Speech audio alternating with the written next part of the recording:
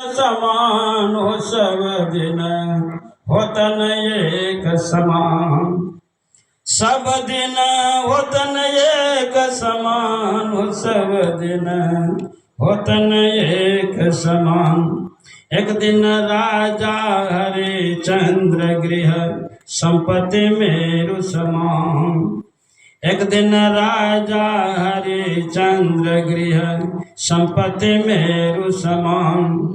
एक दिन जाय स्वपच गृह सेवत अमर हरत मसान हो सब दिन होतन एक समान, सब दिन होतन एक समान हो सब दिन होतन एक समान, सब दिन होतन एक समान हो सब दिन होतन एक समान।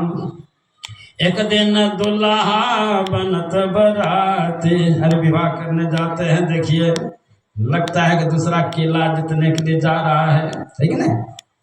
जब विवाह करने जाता है ना 10 लाख तिलक 20 लाख तिलक दे करके जाते हैं ना, अरे अपना पैसा रहे तब ना 10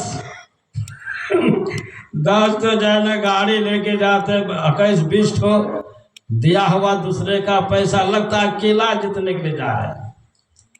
आज शादी करके लड़की गई ना, कह दिया जरा सा चाय बना कर दे, 20 लाख तिलक दिया चाय बना कहा था मैं नहीं बनाऊंगी। एक लड़की इसी तरह गई, 21 लाख तिलक दिया था उनके पिताजी, ससुर ने कहा कि बेटे देखो कुटुंब आ गया, कोई नहीं है चाय बना, कहा कि मेरे पिताजी दिए हैं 21 लाख तिलक ये चाय बनाने के लिए, चुप लगा दिया ससुर। क्या कहते बात तो सही है। तो ये कहा सब दिन होतन एक समान, सब दिन होतन एक समान। एक दिन दुल्हा बनत बराती 14 गढ़त निशान, देखिए तो मरवा 1 लाख लगा देते भाई, चलो दूसरे का पैसा है, 1 लाख लगा दिया तुम 14 गिरत निशान। एक दिन जाय डेरा होता जंगल में, यानी मर जाते होता जंगल में, अकर सुंगे भगतान हो सब दिन होतन एक समान, सब दिन होतन एक समान हो सब दिन होतन एक समान। एक दिन राजा राज युधिष्ठिर अनुचर श्री भगवान, एक दिन राजा राज युधिष्ठिर अनुचर श्री भगवान।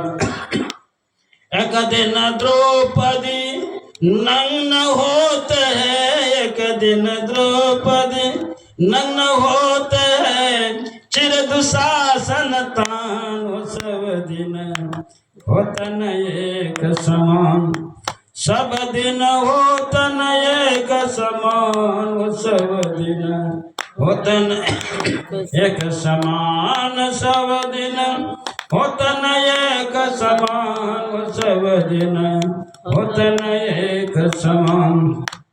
एक दिन राजा रामचंद्र मिल विचरत पुष्प विमान, एक दिन सीता रोदन करत है, एक दिन सीता रोदन करत है, एक दिन राजा रामचंद्र दो विचरत पुष्प विमान, एक दिन सीता हरण होते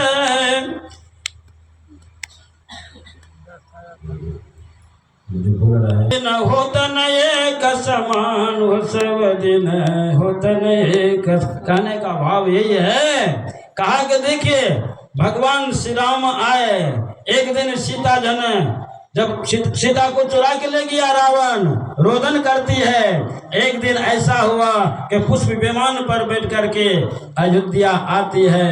कहते हैं कि भगवान पांडवों की रक्षा करने वाले थे, फिर भी देखिए द्रौपदी को ऐसा कष्ट आया।